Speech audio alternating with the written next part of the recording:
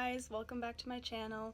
In today's video, I am going to be answering some questions that incoming college students asked me on my Instagram story the other week. So I have all the questions opened up on my computer right here. Don't mind me looking over there. But the first one is, what is one thing you wish you would have known going into college? Okay, so that's a loaded question, but I wish I would have done more research into the school that I was going to and the major that I was interested in. I know for high schoolers you might not even know anything about what you want to study or what you want to do in your future, but I think definitely looking into the programs of the school you're interested in is really important. I definitely didn't do a lot of research. I chose a huge school like the University of Minnesota just because I knew there would be so many options for me to choose from when it came time to choose. The next question is, do you regret staying close to home? So for those of you who don't know, I'm at the University of Minnesota, which is about 10-15 minutes away from the house I grew up in. There are times that I regret staying so close to home, but then there's other times where I absolutely love it. I do tend to go home more often than I probably should. But it's also really nice just to get a little escape from college life and university, just because you feel so stuck in this university bubble, you kind of forget what's on the outside. And if I had been far away from home, I'm not sure how often I would have escaped the school.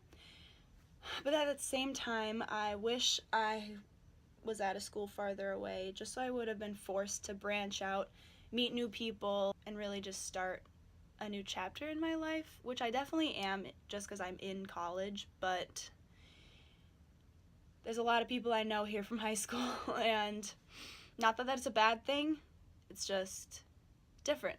So you really got to decide if going away means starting a new chapter for you, or if it might be a struggle if you're really used to seeing your family a lot, seeing the close friends that you've made throughout high school. The next question is how to stay healthy at school. I stay healthy by going to the gym a lot. So I usually go 3 times a week, and I never really had this option in high school just because I was never a member of a gym. I didn't really have one close to me. I didn't want to stay at high school longer than I needed to, past class time to work out and do whatever. But yeah, going to the rec, starting your own workout routine, and then also food. So as a freshman, you might have to have a meal plan. My recommendation is to stay away from the foods that you know aren't good for you. For me, that's a little easier just because I am pescatarian and lactose intolerant, so I can already cut out most meat and dairy from my diet. But I usually opt for a salad every dinner and maybe have a little something extra if the vegan option looks good at school. I will have my own fruit for breakfast. I actually bring my own vegan meat deli slices, as much as people don't enjoy that, but I put those on my sandwiches for lunches and stuff. But I definitely try to include vegetables at every meal, which I highly recommend just to make sure you're staying healthy. A good question I got is it worth going to a dream school even with the inevitable loans? Depends on what your dream school has to offer. If it has everything that you can find somewhere way closer to home for way cheaper, I think it is not worth it to go to a dream school where you can find the exact same options somewhere for a lot less money. Right now, loans might not seem too problematic in your life, but they will catch up to you, and I just don't think it's worth it in the long run. But if your dream school has something totally different than what you could find closer to home or for cheaper, I think it would be worth it.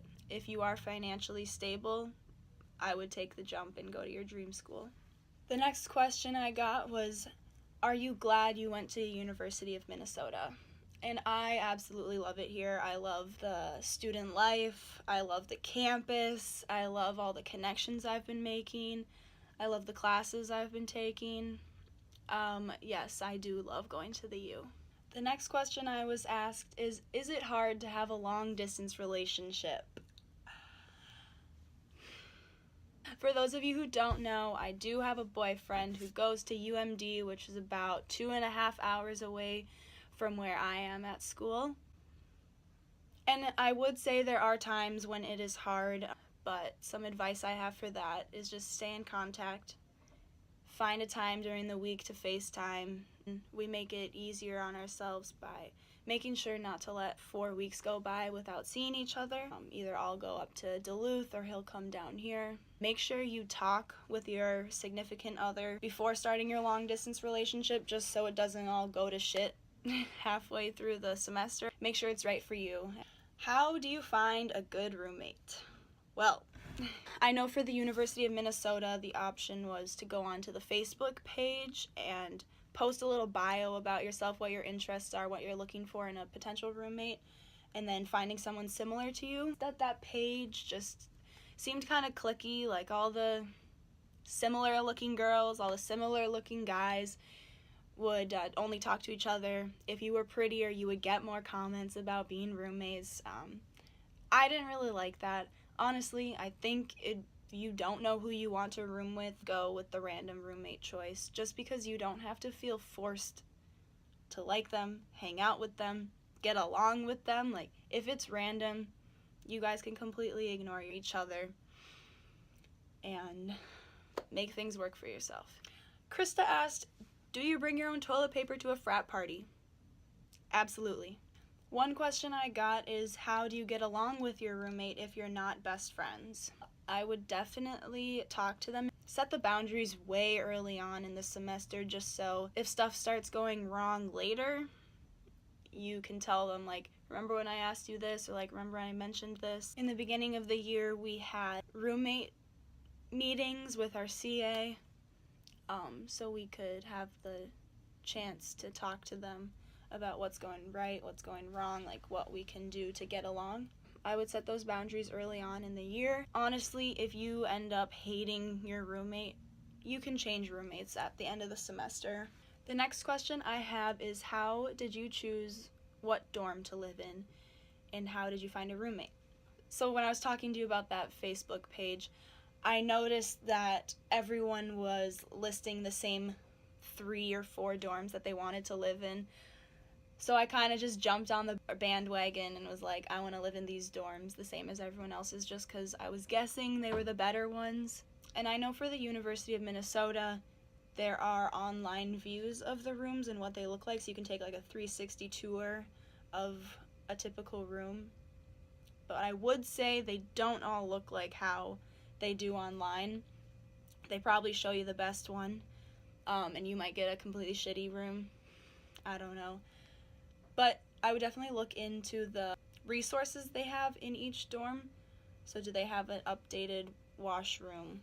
How are the bathrooms? Is there a dining hall? That's the big thing. I don't have a dining hall in my dorm. I have to walk outside, which like isn't the end of the world. It is just very annoying knowing that if you are really hungry, you gotta go like across the block.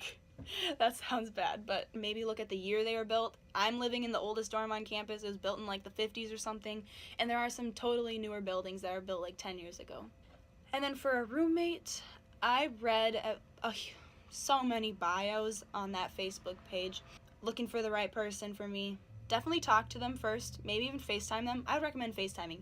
That seems kind of scary, but I think that would help a lot with the bonding that you guys might have later in the year. And ask them questions, how they live, if you guys have the same sleep schedule, going out schedule, same major, might be easier to live with them. Another question I got was, how do you make new friends besides your roommate and people in your classes?